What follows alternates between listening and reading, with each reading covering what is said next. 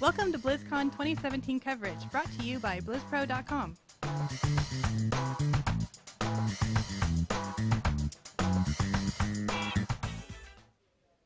back, everybody. Thanks for watching BlizzPro's ongoing coverage of BlizzCon 2017. My name is Lee. You may know me as Alebeer. I am here with Tim Ismay. He is a game producer for StarCraft II. That's correct. Great. I guess for starters, if you could, tell us what being a game producer is all about. Like, what's a typical day for you? What do you work on? That's always been a tricky question to answer, actually. A lot of people ask me, what is it a producer does? It's not like it is in the movie industry. People glorify it as, oh, I'm the guy in charge. I do all the things. I control the money. Not like that at all. At Blizzard especially, it's very much a facilitation position. So the overall vision of the game is being built up by the game director, and the design team is kind of figuring out everything they want to make, and we just kind of help make sure that all the different pieces that have to support that from different parts of technical design and the art team and the programmers are all working together on that one grand vision of what needs to be made. And yes, we do a lot of tasking and scheduling and make sure the budget is on track and that we're shipping the game. That's the big one. We make sure that we're actually shipping the game, but we're not in charge. We're just helping to facilitate and make sure the game gets out the door. Nice. Sounds like a pretty big responsibility. It's pretty, yeah, sure. Yeah. Now, how long have you been in this position?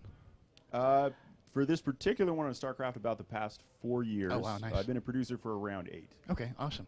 So, obviously the big news out of BlizzCon is that StarCraft II is going free to play. Very big news. So, can you talk about what that means as far as the ongoing development and storytelling of StarCraft II? Yeah, absolutely.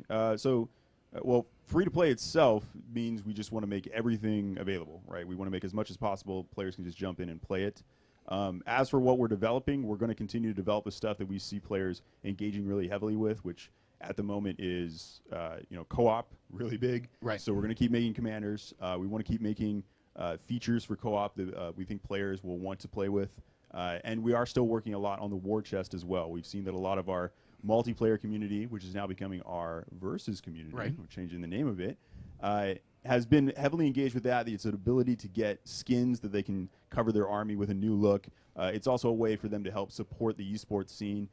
BlizzCon is the first example of that, actually, that we've gone from a $500,000 prize pool to a $700,000 prize pool purely from war chests, just from the sales of people buying into wanting to support SC2 as an esport. So that's already going awesome for us. But just to touch on all the stuff right now that we're hoping will appeal to new players, guys that have never played SC2 before, we're making Wings of Liberty totally free. You can jump in, you can play that. We're making the unranked completely free to play, and you can earn ranked as well through getting 10 first wins of the day. We're making co-op commanders, all of them up to level 5, completely free to play.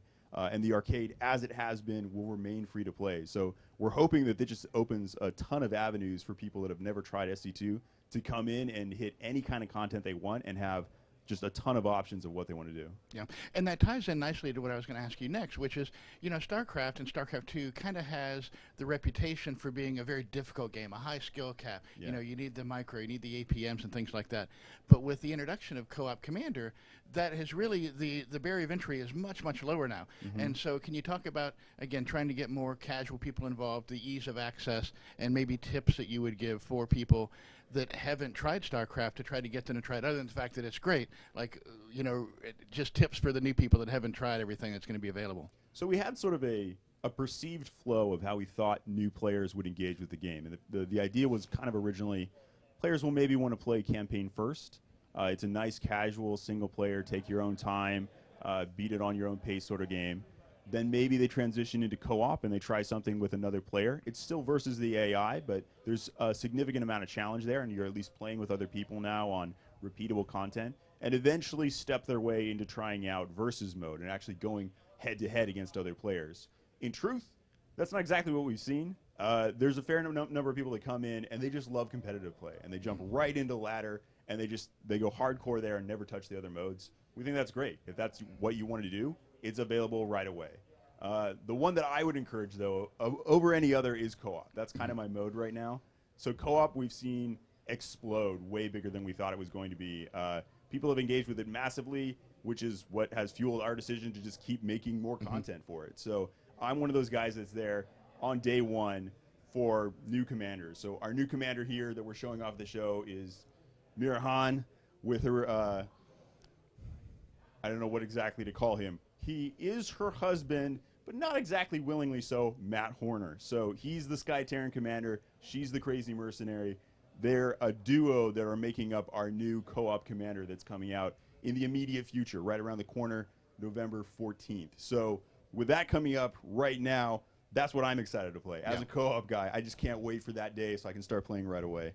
Now, their kit looks super in-depth. Like, they've got some very, I mean, I guess I'll use the word difficult abilities. Like, they seem to have a lot of layers to them. So can you talk about that hero design and maybe how it compares to difficulty of the other commanders that people are used to? You know, the funny thing is, I would agree with you 100%. I've always thought that as we've pushed the boundaries of gameplay for our commanders, that we've been making them more complicated.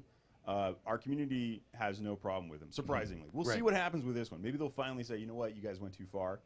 But we'll see. I thought a lot of them, like Stukov, Dahaka, played in pretty zany fashions, but they got picked up really quick. Right. So she's another one like that, right? She has these assault galleons that they are a flying starport that shoots missiles. Also, it builds units, and it can be upgraded to have a hangar bay, so it has fighter drones. It's kind of everything in this one unit, right? You have these new strike bombers that are these little platforms that you build, and then you can send them to go launch napalm anywhere on the map. You have a Raven that actually gives you vision so that you can see through the fog of war and actually see outlines of every unit so that your napalm can be shot through the fog of war to burn stuff you can't even see. It seems high skill, and yet our testing so far on it has seemed like people are picking up pretty well. So I can't wait to see how the community responds, see if they can handle it, because I would agree with you. It seems complex, but I don't know. Our co-op players are getting really advanced. So yeah, and it's also one thing to watch it on the screen versus having it in your hands. It's always a lot easier once you can get hands-on with it. Yeah. So you kind of alluded to their backstory or her backstory a little bit. Did I miss that, or is that kind of something new for the design of this hero? Can you talk about that? Well, it's always technically been in the backstory that Mirahan and Matt Horner got married sort of by accident. So Matt Horner was in a poker game, and he won a hand and had no idea that he was playing for Mirahan's hand in marriage. So he won that. They're technically married. He's not into it at all. She's way into it, seemingly just because it bothers him. So that was something that we just kind of hinted at and had fun with in the campaign. And now we brought it back and are laying it on a lot thicker for the commander itself. You're going to get some banter back and forth between them because she's there to help support him in the war against Amon, and he's kind of reluctant, but admittedly, her numbers do help out, right? Her mercenary units do some crazy stuff. They run out there, they explode when they die, they'll shoot missiles or set guys on fire. So they're useful, but he doesn't love the fact that she's the one leading them. Yeah. Now, what kind of challenges did the team run into when they were designing this new hero, and kind of how did it evolve along the way? So all the commanders that we make actually go through a lot of iterations. That's pretty common for Blizzard in general. We always use iterative design. So the early versions of this commander, we tried out a lot of different things. We tried out various units and stuff that I don't want to call out all of it, because even though it's on the cutting room floor, we might end up using it for some other commander. But we'll come up with a zany idea that we think is great. For example, we tried out a command ship for Horner. And we thought, it feels a little bit too close to the Hyperion. What can we do to make it more interesting? So we made it this advanced research medical ship. And it just felt weird. It felt like, he's the admiral of the fleet. He should be calling down the fleet. So we ended up making that his ultimate ability. You say, call in the fleet, and a whole bunch of battle cruisers just appear in orbit and start bombarding everything on the map. So much better. That feels like the admirals call in the fleet.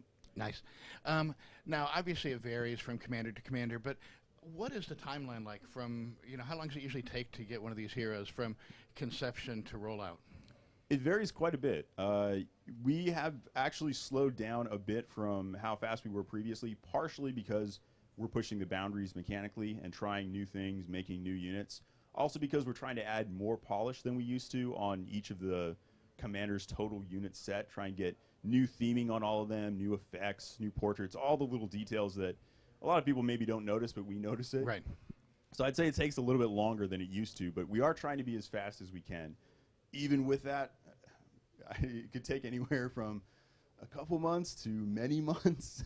Behind the scenes, we sometimes have to completely start over, right? We try some things out. We just say, you know what, it was a cool idea, but it just isn't fun to play, and we just have to scrap it and start again. So we try to get them out as quickly as we can, but the whole reason we never give release dates is because we really can't commit until we know it's fun. Yeah. Now, as cool as Han and Horner look, we also have a new map that's going to be in play. So, yes. Part and parcel. Did I get that right? That's correct. Okay. You're going from memory there. We're winging it. So, can you talk about that map? And it was part of a contest. Yes. So some of your viewers may already recognize the name because it was the winner of our community co-op map contest. The winner's map was already really awesome to play. We really enjoyed it. So when it got number 1, we already knew we weren't going to have to do nearly as much work as we thought. We went into that contest thinking we might have to heavily redo whatever goes out there. His map was great. BlizzWally was the guy who made it, and I loved it. We all loved it internally. So we did make a lot of tweaks, though. So we went in and did, first of all, just a huge art pass on it. So we redid the tiling and a lot of stuff with the boss units. And then we restructured it a little bit mechanically to make it flow a little better. The bosses that you encountered used to be these death shards, and we decided, why don't we make them actual boss encounters? So we did. They're a little bit zany. We did something we've never tried before. When you go to fight these bosses, you break them out of these chambers, and they have an ability, and it'll be something crazy. Maybe shoot some death rays, or it'll split and do things, or it'll have a grid of lava you have to try and avoid. But it's at random. And then the next one that you fight will have 2 abilities at random. And the next one you fight will have 3 abilities. So they kind of get stronger as you go, and it's a little different every time you play because it's choosing from random abilities. So that was a little crazy. People aren't super great at dodging in RTS games, so we found there was some difficulty with it. We did have to tone back some of the damage, but hopefully it'll be a more interesting encounter for players once they get a chance to try it. And that map's going to also roll out with the new Commander on the 14th? Yes, coming out right around the corner. Nice, nice. So you mentioned that you really like co-op Commander. That's kind of your thing. Yeah. What heroes or what commanders do you enjoy playing? So I have all my commanders maxed. I have maxed out my mastery, and I'm a little bit into Ascension. Broke a level 100 at least. So played a fair amount. Yeah. Favorite has to be Nova. I still think she's just my go-to. I try all the commanders, and but when a weekly mutation comes up and I'm having trouble, I generally fall back to Nova and find that she's the most effective at fighting various situations for me. Yeah. Now, are there certain commanders that you think the new commander is going to synergize well with? Any strategies that you can kind of clue people in on? Honestly, this is one of those commanders where I think most people will be happy to play with it in general. So it has... Han brings in a passive ability I think we ended up calling Salvage, where when your units die, you get a little bit of the money of them returned. So it drops on the battlefield and you have to go pick it up. But your ally also gets that. So whoever you're playing with, any of their units that are dying, they get to pick up some amount of the value that they had and get it back to them. So anybody who plays with Han and Horner is going to get a little bit of an economy boost that I think will make them fun to play with regardless of which commander you're playing. Right. Okay. So we had Nova covert ops missions a while back, and then you guys kind of made the decision to go away from the mission packs. Can you talk a bit about that choice? Well, we kind of geared towards what we saw our community engaging the most with. We love campaigns, and we did like working on that, but we saw heavy spikes in co-op that people were playing a ton of that, and we saw that there was still a ton of engagement on the multiplayer side. So I would say that we're not opposed to campaigns, but we really are focused on co-op and war chest as kind of the 2 big features right now that are fueling what our community wants to connect with. So war chest, we're going to continue with additional. We have a war chest 2 that's coming out actually right around the corner. It's going to have new army sets that you can buy into and get unlocked, and we'll be funding additional esports events. So we had a huge success with this one. We saw our prize pool jump noticeably for this BlizzCon, go from 500,000 to 700,000 because of the war chest. We want to do the same thing for Katowice, and we're hoping to just keep doing that. War chest and co-op are kind of our core thing. That said, we're always looking at other features that our players might enjoy. So I don't have anything specific to reveal right now, but we are looking at other features that we think that could be really fun for players to try out next year. And then you guys are also incorporating storytelling into the war chest as well with the comics and... That is a goal, yeah. Even though we don't have a campaign that we're working on, we do have a story that we want to keep telling with StarCraft, right? So we've seen the War Chest as a great chance to build, those comics that we're doing with the Shadow Wars and continue on this storyline that keeps maintaining a development of the franchise as a whole and keeps telling people, here's what's happening with the StarCraft story. It hasn't just stopped, it's still going. So we want to keep doing that. Now, obviously everybody wants the scoop. They want what's coming. Can you tell us anything as far as, even if it's just vague hints, little clues? Can you give us something to chew on until we get that next bit of news? Not that you haven't given us enough already today. Well, we do have things that we're still working on. Some of the stuff that we've talked about in the past wasn't ready to show off at this BlizzCon just yet, but just to reassure people, if you were a big fan of the leaderboards, for example, for co-op, and you're like, man, I just want a way to compete and show that I'm the best at the game, we are still working on that. We're still going to try and get it out. Other things, if you heard about the Watch tab, a way to have a little bit more integrated viewing experience inside the game client, that's still something we're trying to hit. It's still something that we're working on. It's not ready just yet to show anything, but we have not abandoned that. We're still looking into it. Okay, great. And then I always like to ask the people that I speak to if there's something they want to talk about. Is there something that you're passionate about that, like, you're hoping somebody asks you about this? What's on your mind? What do you want to talk about? Well, it's kind of funny. I do love esports, and I do love the changes that can come from multiplayer getting shifted around, which is something that we don't feel that we need to make multiplayer changes every year. We feel like if we get into a nice, stable place, the community's happy, the pros are happy, we could just leave it alone. We do find we're always getting feedback from the community on things that could be better, so we do try tweaks. We're doing that again this year. We have a big balance change coming out right with this big free-to-play patch as well. It's going to create a brand new WCS season. I'm really intrigued to see what happens. The truth is we get limited play on the PTR. Some people play. We get to watch a little bit of what they're doing. We see their comments. The pros, though, tend to be very focused on the current WCS season, right? They're going to go play BlizzCon. They don't have time to worry about what's coming in the future. They got to look at right now. They're going to go win a major tournament, right? I'm really curious to see what happens. We made some pretty big changes. We got rid of the mothership core. We added in shield batteries for Protoss. We changed up the way the Infestor works. We completely changed the way the Raven works. I'm curious to see what this does to the pro scene. I love watching pro games, and I don't know how they're going to adjust to this, so that's going to be fun for me. Nice. Now, when you guys make these kind of changes, do you get feedback from the pro players, or do you go with what the data you're seeing? Okay, nice. So we have, we do occasional sync-ups with the community in general. We have these community summits that we'll throw, and we invite pro players to come talk to us about their opinions about the game. We also try to maintain open communication so that they can give us feedback whenever they want.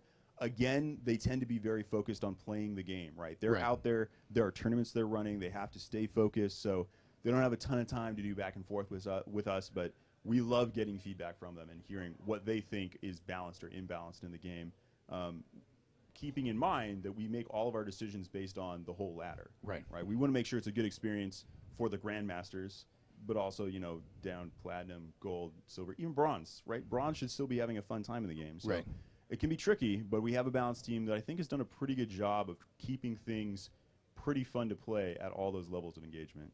Okay, great. Well, thank you very much for your time. Thanks for all the great information. It's been a pleasure talking to you. Yeah, thanks for having me. All right. Thank you, everybody, for watching, and we will see you next time. For more BlizzCon 2017 coverage, check us out at blizzpro.com. Subscribe to us here on YouTube or follow us on Twitter and Facebook at BlizzPro.